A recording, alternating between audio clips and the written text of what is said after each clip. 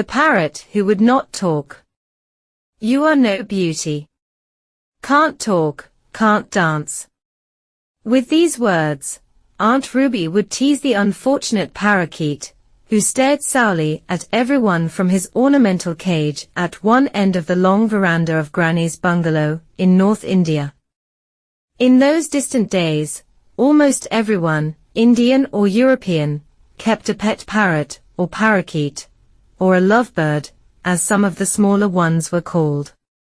Sometimes these birds became great talkers, or rather imitators, and would learn to recite mantras, religious chants, or scoldings to the children of the house, such as Paho Beta, Paho. Study child, study.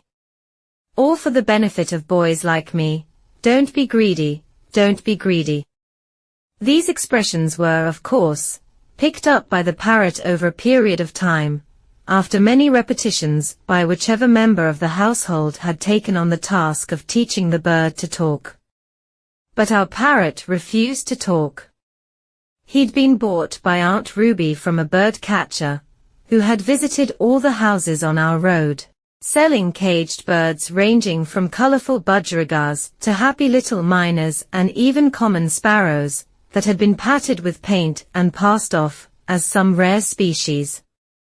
Neither Granny nor Grandfather were keen on keeping caged birds as pets, but Aunt Ruby showed signs of throwing a tantrum if she did not get her way, and Aunt Ruby's tantrums were dreadful to watch.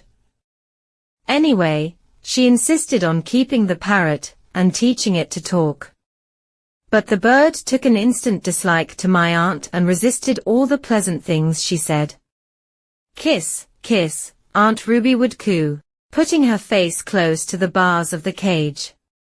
But the parrot would back away, its shady little eyes getting even smaller with anger at the prospect of being kissed by Aunt Ruby.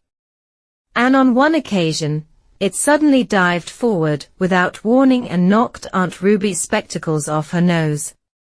After that, Aunt Ruby gave up her efforts to show her love for the parrot and became quite unfriendly towards the poor bird, making faces at it and calling out, "Can't sing, can't dance," and other nasty comments.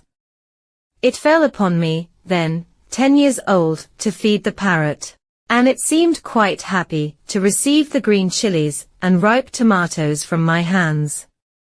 These delicacies were supplemented by slices of mango, for it was then the mango season. It also gave me an opportunity to consume a couple of mangoes while feeding the parrot. One afternoon, while everyone was indoors enjoying a short nap, I gave the parrot his lunch and then purposely left the cage door open. Seconds later, the bird was winging its way into the freedom of the mango orchard. At the same time, Grandfather came onto the veranda and remarked, "I see your aunt's parrot has escaped." The door was quite loose, I said with a shrug. "Well, I don't suppose we'll see it again." Aunt Ruby was upset at first, and threatened to buy another bird. We put her off by promising to buy her a bowl of goldfish. "But goldfish don't talk," she protested. "Well, neither did your bird," said Grandfather. "So we'll get you a gramophone. You can listen to Clara Buck all day. They say she sings like a nightingale." I thought we'd never see the parrot again, but it probably missed its green chilies, because a few days later, I found the bird sitting on the veranda railing, looking expectantly at me with its head cocked to one side. Unselfishly, I gave the parrot half of my mango. While the bird was enjoying the mango, Aunt Ruby emerged from her room, and with a cry of surprise, called out, "Look! There's my parrot. Come back. He must have missed me."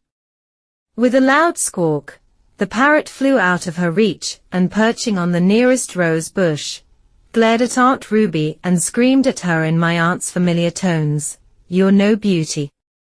Can't talk, can't sing, can't dance."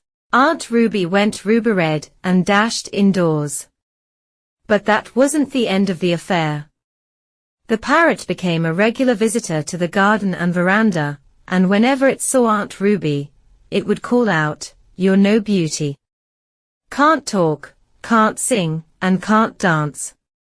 The parrot had learnt to talk after all.